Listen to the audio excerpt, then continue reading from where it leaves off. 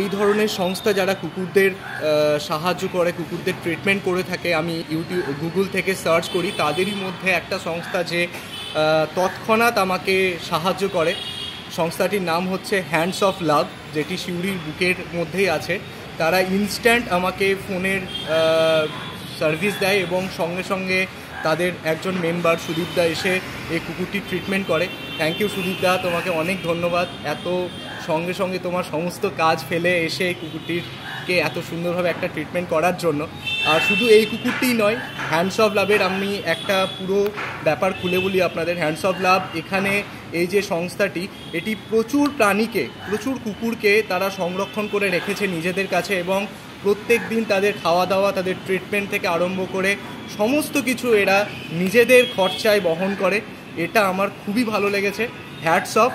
Hands of লাভকে অনেক ধন্যবাদ। আপনারা এত সুন্দর একটা কাজ করছেন, আমার খুব ভালো লাগলো এবং এই কাজ আরও মানুষকে অনুপ্রাণিত করুক, এই কাজ আরও মানুষকে প্রভাবিত করুক এবং এই কাজের মাধ্যমে মানুষের মানবিকতা ফিরে আসুক কুকুরদের প্রতি।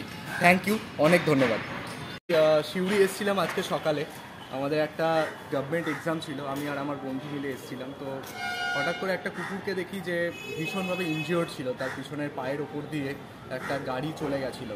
তো আমাদের খুব খারাপ লাগে সেখানে। তো আমরা বিভিন্ন এই ধরনের যে কুকুরের ভালোর জন্য মানুষেরা কাজ করে বিভিন্ন সংস্থা, আমি তাদের সাথে কন্ট্যাক্ট করেছিলাম।